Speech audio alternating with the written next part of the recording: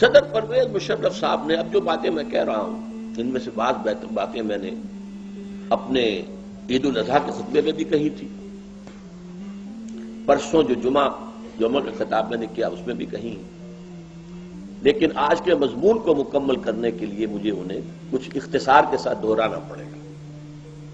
جنہیں تفصیل درکار ہو وہ میرا پرسوں کا جمعے کا کیسٹ وغیرہ لے کر پڑھ لیں۔ صدر مشرف صاحب نے جب 9/11 کا حادثہ پیش آ گیا اور ایک ہی ٹیلی فون پر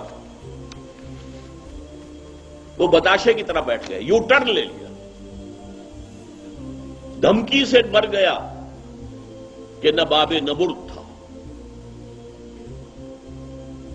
لہذا نہ مرد نمرد تھا، دھمکی سے ڈر گیا۔ اس وقت انہوں نے کچھ اجلاس منعقد کیے تھے جیسے آج کل بھی کر رہے ہیں۔ آج کل ایک بڑا کنونشن ہوا علماء کا بہت، ایک پھر چھوٹا اجلاس اور بلایا انہوں نے۔ اس وقت انہوں نے 16 ستمبر 5 دن بعد 16 ستمبر 2001 کو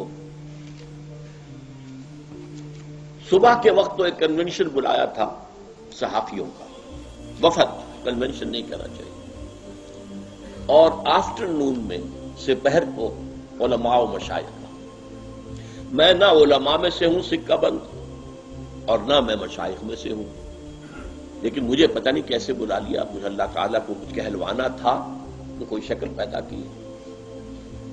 وہاں انہوں نے اصل میں ہی wanted to sell his idea, اپنی باتوں کا ہم خیال بنانے کے لیے کہ یہ لوگ وہ ہیں کہ جو اوپینین فارمنگ کے اندر جو ہے حصہ لیتے ہیں۔ میں نے وہاں سب لوگوں نے اپنی رائے دی صدر صاحب کی پہلی تقریر کے بعد،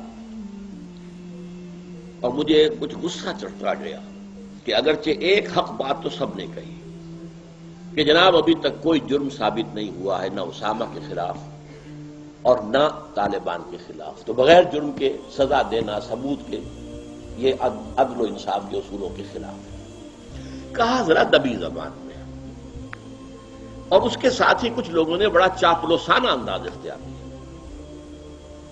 تو جیسے وہ چاپلوسانہ انداز میرے سامنے آیا مجھے وٹ چڑھنا شروع ہوا۔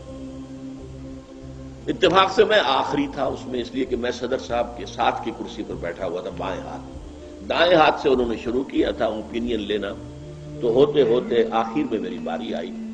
میں نے کہا دیکھیے صدر صاحب، اگر آپ نے اس وقت طالبان کے خلاف امریکہ کا اعلی کار بننا پسند کیا تو گن لیجئے 3 باتیں۔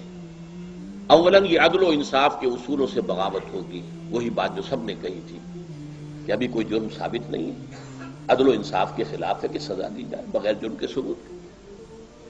نمبر 2، یہ غیرت اور حمیت کے خلاف ہوگا۔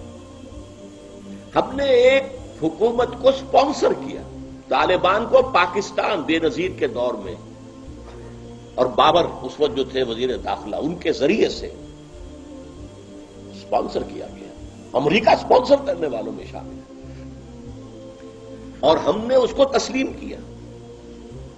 اور ہمارے ہاں آج بھی سفارت خانہ موجود ہے، ملا ضعیف موجود ہے سفیر، اور صرف ایک دھمکی پر آپ ان سے پیٹھ پھیر لیں۔ آخر غیرت بھی کسی شے کا نام ہے، غیرت ہے عجب چیز جہاں نے تگ و دو میں، پہناتی ہے درویش کو تاج سر دارا۔ ہمارے حال یہ ہو گیا ہے کہ اب کوئی غیرت باقی نہیں رہی، کہ نہ تھا کہ غیرت ناک تھا جس کا گئی تیمور کے گھر سے۔ تیسری بات میں نے کہی یہ اللہ کے اور دین کے، اسلام کے خلاف بغاوت ہوگی، اس لیے کہ ایک مسلمان ملک کے خلاف ایک غیر مسلم حکومت، غیر مسلم ملک کی مدد کرنا اسلام سے بغاوت ہے۔ البتہ میں نے کہا کہ جو مصلحتیں آپ بیان کر رہے ہیں وہ صحیح ہیں۔ مصلحتیں کیا تھیں؟ ہمارا کشمیر کا مسئلہ حل ہو جائے، امریکہ کرا دے گا، ہمارا ایٹمی اثاثہ محفوظ رہے گا، ہم اس وقت کسی خطرے سے دوچار نہیں ہوں۔ میں نے کہا یہ آپ کی تینوں باتیں ٹھیک ہیں، میں مانتا ہوں، لیکن یہ عارضی ہے، بہت جلد آپ کی باری بھی آ کر رہے گی۔ اس کی وجہ کیا ہے؟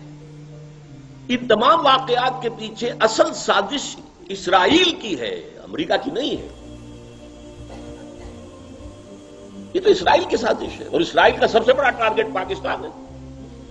اسرائیلیوں کو توقع یہ تھی کہ امریکہ ایک دم جھپٹے گا افغانستان پر بھی اور افغانستان کے سپورٹر پاکستان پر بھی، تو آپ کی باری آ کر رہے گی، یہ نہ سمجھیے کہ آپ بچ جائیں گے۔